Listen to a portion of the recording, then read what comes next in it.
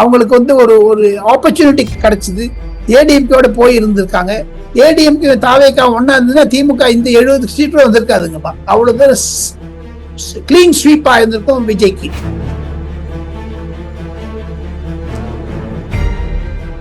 ஆனா அதிமுக சப்போர்ட் வாங்கறதுக்கு செங்கோட்டையன் தடையாக இருந்தாலும் இருக்கலாம்.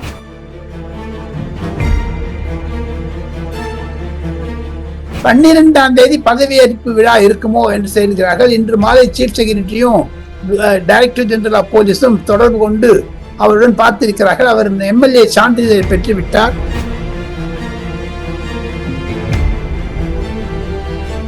அதனால அந்த சீட் வந்து ஒரு ஹாட் சீட். என்னை பொறுத்த மட்டும் சிறப்பாக செயல்படுவார். அவருக்கு நல்ல ஆலோசகர்கள் வேண்டும். இல்லை என்றால் அவர் அரவிந்த் கெஜ்ரிவால் விவாதியான ஒரு சூழ்நிலை கூட சந்திக்க நேரிடும். ஒரு பெரிய சுமையை கொடுத்திருக்காங்களே ஜனங்க. அதுக்கு வந்து ஒரு 2 வருடத்திற்குள் அவர் செய்யவில்லை என்றால் ஏமாற்றத்தை சந்தித்தால் 2029 நாடாளுமன்ற தேர்தலில் அவருக்கு இன்னல்கள் ஏற்படும். தமிழகத்தில் இருந்து வந்த 39 எம்பிக்கள் வீண் தானே, வேஸ்ட் தானே. அவங்களெல்லாம் ராஜினாமா செய்ய சொல்லிட்டு புது எலெக்ஷன் தான் 39 எம்பி விஜய்க்கு வந்துடும். இல்லை,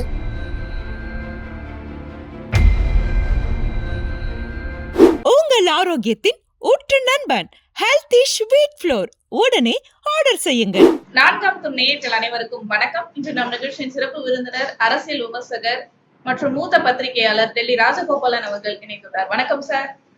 நமஸ்காரம்மா. நமஸ்காரம்.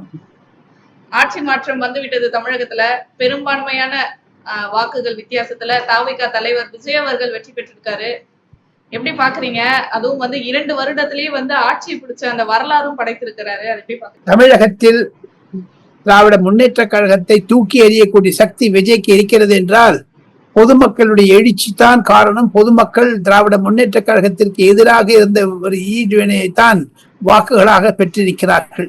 இதுக்கெல்லாம் மூல காரணம் போதைப்பொருள் மற்றும் ஊழல், சாராயம், கள்ளச்சாராயம், பாலியல் கொள்ளைகள், கொலைகள்.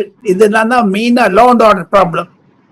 கட்சிக்கு மு.க. ஸ்டாலின் தனது தந்தையார் மு. கருணாநிதி ஐயா அவர்களுக்கு இருந்த ஒரு பிடிப்பு கட்சியில் இல்லாத போனது. அதிகாரிகளையே நம்பிக்கொண்டிருந்தார். IAS IPS அதிகாரிகள் மீது அசாத்திய ஒரு நம்பிக்கை வச்சிருந்தார். அதுதான் கழுத்து விட்டுடுச்சு. போதாத குறைக்கு வேல்முருகன் தமிழ் வாழ்மை கட்சியினுடைய தலைவர் அசம்பிளியில் இருந்து வெளியெடுத்து சரி அவரே வெளில ஸ்டேட்மெண்ட் கொடுத்தாரு. ஆபீசர்ஸ் தான் பண்ற. அதுதான் யதார்த்தம். பிளஸ் உதயநிதி மேல இருந்த ஒரு கோபம், தோழமை கட்சிகள் எல்லாம் துண்டு துண்டா வச்சாரு ஸ்டாலின். கடைசியில பாத்தீங்கன்னா அவங்களே துண்டு துண்டா ஆயிட்டாங்க. இனிமேல் அந்த திராவிட முன்னேற்ற கழகம் 2021 பிறகு 2026 நல்ல அண்ணா திராவிட கழகம் எப்படி பிஞ்சு போச்சோ அதை விட மோசமா போகக்கூடும். காரணம் 23 எம்பிக்களிடையே 14 எம்பிக்கள் உதயநிதி ஆட்களாக இருக்கிறார்கள். இப்பொழுது டெல்லியில் பரவலாக பேசுகிறார்கள். இந்த விஜய்க்கு இவ்வளவு அமோக வெற்றி கிடைத்த பிறகு தமிழகத்தில் இருந்து வந்த 39 எம்பிக்கள் வீண் தானே, வேஸ்ட் தானே. அவங்களெல்லாம் ராஜினாமா செய்ய சொல்லிட்டு புது எலெக்ஷன் தான் 39 எம்பி விஜய்க்கு வந்துடும். இல்லை, அதெல்லாம் சொல்றாங்க. அதை தவிர இன்று பிரைம் மினிஸ்டர் வந்து பாஜக அலுவலகத்திலிருந்து பேசும்பொழுது தமிழக வெற்றி கழகத்திற்கு ஆதரவு தெரிவித்து எந்த விதமான உதவிகள் மத்திய அரசாங்கத்திடம் இருந்தாலும் கேளுங்கள், தருகிறேன் என்று ஒரு வெளிப்படையாக உறுதிமொழி அளித்திருக்கிறார். அது ஒரு சிறப்பான அம்சமாகத்தான் நான் கருதுகிறேன். எது இருந்தும் தமிழகத்தில் பாஜக வேறொன்றான போனதுக்கு காரணம் வேறு இல்லை. அதாவது அவங்களுக்கு வந்து ஒரு ஒரு ஆப்பர்ச்சுனிட்டி கிடைச்சது. ஏடிஎம்கேயோட போய் இருந்திருக்காங்க. ஏடிஎம்கே தாவேக்கா ஒன்னா இருந்ததுன்னா திமுக இந்த 70 சீட்ல வந்திருக்காதுங்கப்பா. அவ்வளவு கிளீன் ஸ்வீப்பா இருந்திருக்கும் விஜய்க்கு. ஆனா இப்ப 109 சீட்டுகள் கிட்ட பெற்று விஜய் அவர்கள் முன்னிலையில இருக்காரு. ஆனா ஆட்சி அமைக்க போவது எப்படின்ற கேள்வி வந்து பரவலா பேசப்பட்டு வருது. தமிழக அரசில் தொங்கு சபை முதல் முறையாக வருகிறது. இந்த தொங்கு சபை வந்ததுனால யார் எந்த கட்சியை உடைப்பார்கள், அதிமுகவை உடைக்கிறதற்கு தாவேக்கா முயலுமா அல்லது திமுகவில் இருக்கக்கூடிய கட்சிகள் உடையுமா, இதெல்லாம் பார்க்க வேண்டியதா இருக்கு. இனி கட்சிகள் இருக்கக்கூடிய உடைகள் இருந்து ஆயாராம் காயாராம் போன்ற ஒரு மாறுதல்கள் வருப்படும். இந்த அரசாங்கம் கண்டிப்பாக ஒரு 2.5 வருடம் ஒரு எக்ஸ்பீரியன்ஸ் பண்ணாதான் நன்னா இருக்கும். இருப்பினும் விஜய் அவர்களுக்கு நல்ல ஒரு ஆலோசகர்கள் வேண்டும். அவர் பிரதிதினம் பத்திரிகையாளர்களை சந்திக்க வேண்டும். விஜய்க்கு ஒரே ஒரு வேண்டுகோள், தயவு செய்து பொதுமக்களை அடிக்கடி பார்த்து கொண்டிருங்கள். காரணம் என்ன என்று கேட்டால், பொதுமக்கள் தங்கள் மீது அபார நம்பிக்கை வைத்திருக்கிறார்கள்.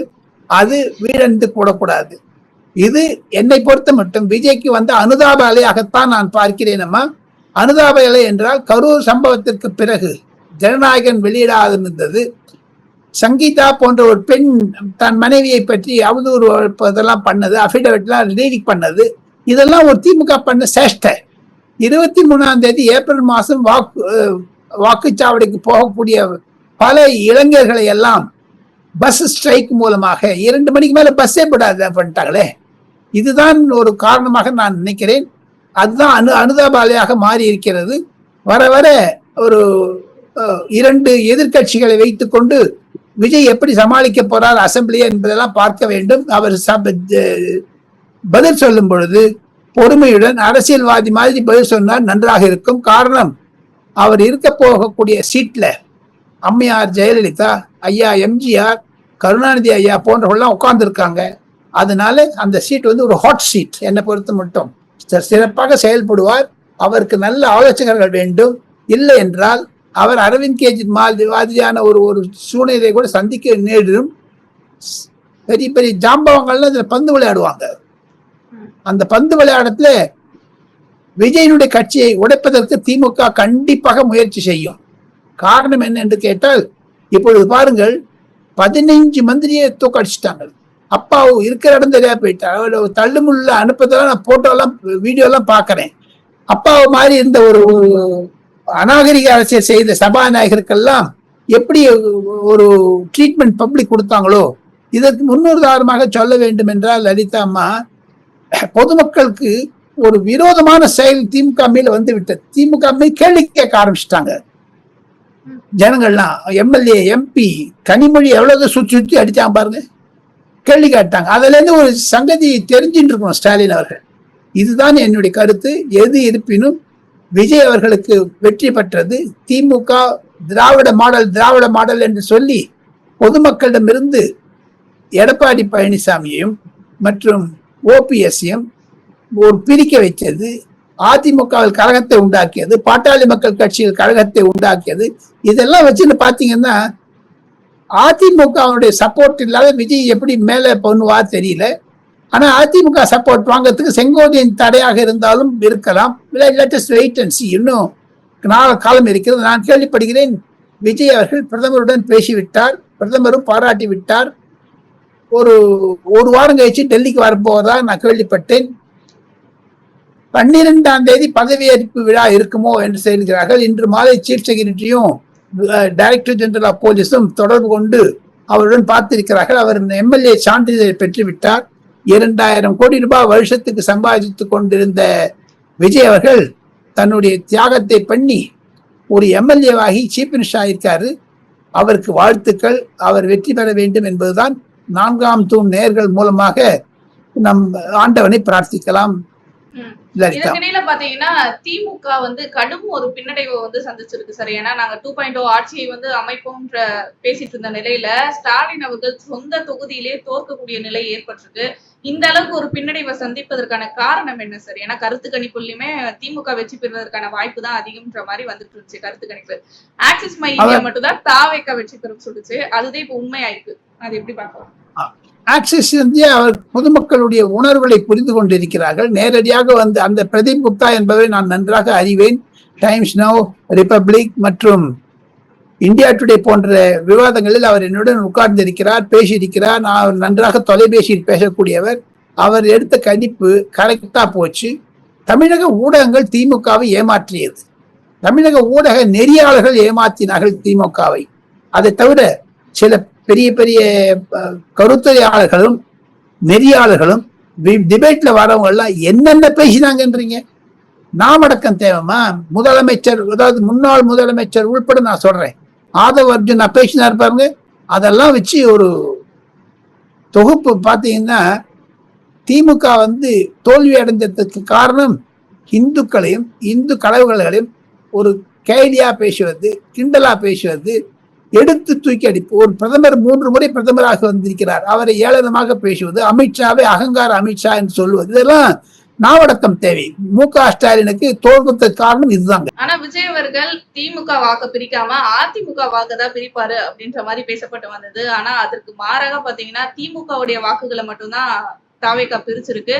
அதனால மட்டுமே திமுக வந்து இப்ப எதிர்க்கட்சியாக வரக்கூடிய நிலையும் ஏற்பட்டிருக்கு சார். இது எப்படி பார்க்கலாம் நம்ம? 73 வந்துட்டாங்க. அவங்க தான் கட்சியா அதுவும் இல்லாம இருக்காங்க. சென்னை அவங்க கோட்டையா இருந்தது இல்லையா? இந்த சென்னை அவங்க கோட்டைன்ற பேரையே வந்து தாவேகா தகர்த்து எரிஞ்சிருக்கு. ஏன்னா தாவேகா தான் வந்து இப்ப முன்னிலையில இருக்கு. சென்னை முழுவதுமே கைப்பற்றி இருக்குன்னே சொல்லலாம், 2 தொகுதிகளை தவிர. இதை எப்படி பார்க்கலாம் சார்? தாவேகாவுக்கு இருக்கக்கூடிய ஒரு அழுத்தத்தை தான் காண்பிக்கிறது. சென்னை நகரத்தில் இந்த பாருங்க, ஒரு பெரிய ஒரு திருப்பம் என்ன என்று கேட்டால், திராவிட இயக்கம் என்பது பிராமணை எதிர்த்து ஆரம்பித்தார்கள். குடிமையை கட் பண்ணுது.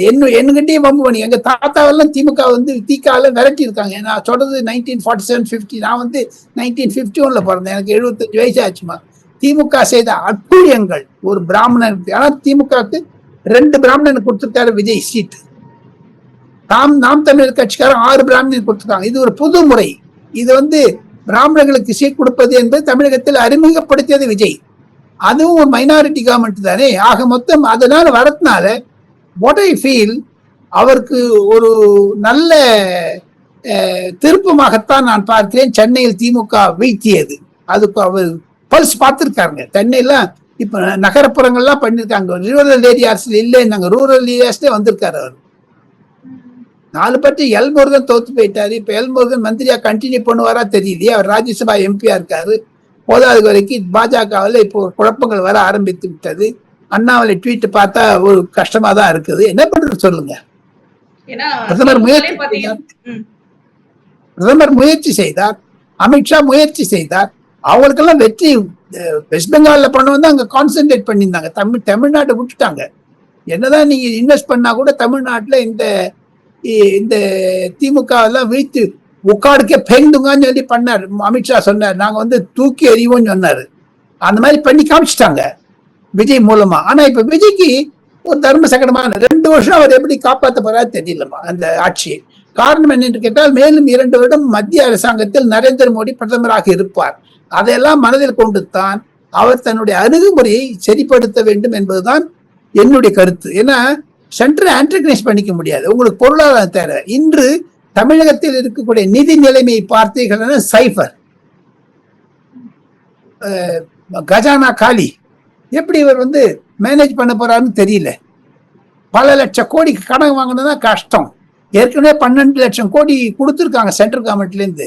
அந்த ஸ்டாலின் என்ன பண்ணாருன்னு தெரியல. கேட்டா திமுக வந்து அந்த சிறுபான்மையர் வாக்குக்காக நரேந்திர மோடி திட்டினாங்க. இப்ப பாருங்க, விஜய் காலி பண்ணிட்டாரு திமுகவை. ஆனாப்பட்ட ஸ்டாலினே தோத்து போயிட்டாரு. First time in history. அது ஒரு பெரிய இடிதானே. திமுக நீங்க கேட்டீங்க, திமுக 2.0 அது 0 பண்ணிட்டாரு விஜய். அதற்கு காரணம் உதயநிதியுடைய வளர்ச்சி. உதயநிதியை முன்னணி நிறுத்தி முதலமைச்சராக்க வேண்டும் என்றால் நினைத்தார்கள். அதில் மண்ணு விழுந்தது. உதயநிதிக்கு வயசு இருக்கிறது, எம்.கே. ஸ்டாலினுக்கு வயசு இல்லை. இந்த தோல்வி என்பது அவருக்குடைய ஒரு ஒரு அப்ரோச்சியே, அவருடைய சைக்காலஜியை மாத்தி விட்டுருங்க. ஒரு தோல்விங்கிறது சாதாரணமா இன்னைக்கு பாருங்க, ஸ்டேட்மெண்ட் பார்த்தேன், அதிகமான வேலை செஞ்சேன்னு அவர் உடல்நிலை பார்த்தா சொல்றாரு. எனக்கு ஒரு கவலை என்ன என்று கேட்டால், மு.க. ஸ்டாலினுக்கு தந்தையார் ஐயா கருணாநிதியை நான் நன்கு அறிவேன். தினமணியினுடைய கரஸ்பாண்டாக்கிறதுனால முரசொலி மாறன், வார்காடு வீராசாமி அவங்க மூலமாலாம் நிறைய தரம் டெல்லிக்கு வந்தா பார்த்துக்க, சென்னையில வந்தாலும் பார்ப்பேன். மு.க. ஸ்டாலினுக்கு இந்த பிடிப்பு கட்சி மீதும் அதிகாரிகள் மீதும் ஸ்டாலினுக்கு இல்லை. மு.க. அழகிரி என்கிட்ட பேசினாங்க, ராஜா என்கிட்ட பேசினாங்க சமீபத்தில். அவங்க எல்லாம் இந்த ராஜா டேப் வந்தது, பழனிவேல் தியாகராஜன் டேப் வந்ததுலாம் தான் தோத்து போயிட்டார் பழனிவேல் தியாகராஜன். திமுக காரனே அடிச்சாங்க. அப்புறம் டிரான்ஸ்பர் ஆஃப் ஓட்ஸ் வரவே இல்லை. திமுக காங்கிரஸ் ஓட்டு போடல, காங்கிரஸ் திமுக ஓட்டு போடல. இதெல்லாம் ஒரு பெரிய சங்கடம். திருமாவளவன் காலியானதுக்கு காரணம் 8 சீட்டு 7 சீட்டு வாங்கின எல்லாமே படிச்சுன்னு படிச்சு பாருங்க. இதுக்கு காரணம் பொதுமக்கள் திமுகவுடைய தோழமை கட்சிகள் மீது இருந்த வெறுப்பை காண்பித்தார்கள். நம்ம 2 பேரும் ஏற்கனவே இதை பத்தி பேசியிருக்கோம். வேற நான் ஏற்கனவே ஃபர்ஸ்ட் ஐ டோல்ட் யூ ஜெயிக்கிறது கஷ்டம் தான் போன வீடியோ நம்ம பேசியிருக்கோம் இதை பத்தி. அப்போ நீங்க சொல்றதெல்லாம் வச்சு பாக்குறப்ப இது தாவேகா தலைவர் விஜய் அவர்களுக்கு ஒரு சவாலான தேர்தல் மற்றும் சவாலான ஒரு ஆட்சி காலமா தான் இருக்கு. பெரிய ரெஸ்பான்சிபிலிட்டி லலிதா, சும்மா இல்லை. ஒரு பெரிய சுமையை கொடுத்துருக்காங்களே ஜனங்க. அதுக்கு ஒரு 2 வருடத்திற்குள் அவர் செய்யவில்லை என்றால் ஏமாற்றத்தை சந்தித்தால் 2029 நாடாளுமன்ற தேர்தலில் அவருக்கு இன்னல்கள் ஏற்படும். மீண்டும் திமுக வந்துவிடும் என்ற அச்சம் பலருக்கு இருக்கிறது. திமுக அவ்வளவு சாதாரண எடப்பட முடியாது. நல்ல ஆர்கனைசேஷன் உள்ள கட்சி. ஆனாலும் ஒரு ஒரு ஒரு மத்திய அரசாங்கத்தையும் மாநில அரசாங்கத்தையும் விரோதமாக செய்து கொண்டு மு.க. ஸ்டாலின் செய்தார், விழுந்தார்.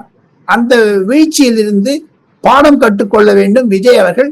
மத்திய அரசாங்கத்துடன் கைகோர்க்க வேண்டும். இப்ப சென்ட்ரல்ல சொன்னாங்க மத்தியில் கூட்டாட்சி, மாநிலத்தில் சுயாட்சி. இப்ப மாநிலத்திலும் கூட்டாட்சி வந்துருச்சு. என்ன பண்ண போறாங்க? திமுக என்ன பண்ண போகுது? இதெல்லாம் யோசிச்சு பார்க்கணும். கனிமொழியை ஒதுக்கி வச்சுட்டாங்க. இப்ப கனிமொழி திமுக வெளியேறினாலும் ஆச்சரியப்படுவதற்கு இல்லை. பல குழப்பங்கள் திமுகவில் ஏற்படும். உதயநிதியினுடைய தலைமையை எதிர்க்க மாட்டார்கள் சீனியர்ஸ். அதெல்லாம் பாருங்க, நிறைய இருக்குதுங்க. ஆனா இப்ப ஆட்சி அமைக்க போறது எப்படின்ற ஒரு கேள்வி இருக்கு. காங்கிரஸா இல்ல பாமகவா அதிமுகவான்ற கேள்வி இருக்கு. யார் கூட வைக்கிறதுக்கான வாய்ப்பு அதிகமா இருக்கு சார் ஆட்சி அமைக்கிறது? கூட்டணி அதிமுக வைக்க வாய்ப்பு அதிகமா இருக்குது. அதிமுக ஸ்டேபிள் கவர்மெண்டா இருக்கும். மீதி காங்கிரஸ் 4 பேர். இப்ப மேகதாது விஷயத்துல ஏதான ஒரு பிரச்சனை வந்ததுன்னா, விவசாயிகள் போராட்டம் ஒரு போராட்டத்தை விஜயால் சமாளிப்பது கஷ்டம். ஒரு போராட்டத்தை சமாளிக்கணும் அதிகாரிகளுடைய துணை வேண்டும், அரசியல் தெரிந்திருக்க வேண்டும். ஒரு சாதாரணமா ஒரு ஐஏஎஸ் ஆபீசருக்கும் பெரிய சவால் என்னன்னா, ஒரு போராட்டத்தை சந்திச்சிருக்கணும் அவர். அப்பதான் மத்திய அரசாங்கத்துல பெரிய பதவி கிடைக்கும். அதே மாதிரி மாநிலத்தில் முதலமைச்சராக இருந்தால் ஒரு பெரிய ஸ்ட்ரைக்கை ஹேண்டில் பண்ணியிருக்கணும், அவங்களை கோஆர்டினேட் பண்ணியிருக்கணும். அதெல்லாம் அவங்க பண்ணாது ஒரு மாபெரும் தவறாகத்தான் நான் பார்க்கிறேன். அந்த விஜயல்ல எப்படி அவருக்கு கண்டிப்பிடிக்க போறாரோ தெரியல. அதை தவிர அவருக்கு இருக்கக்கூடிய அமைச்சரவையில் யார் யார் இருக்க போறாங்கன்னு தெரியலையே. யார் வரப்போறாங்க? விவசாய அமைச்சர் யாரு, உள்துறை அமைச்சர் யாரு, பைனான்ஸ் மினிஸ்டர் யாரெல்லாம் தெரிஞ்சுக்கணும் இல்லையா? விடைபெறுகிறேன். நாளைக்கு விவரமாக பேசலாம் லலிதா. நன்றி.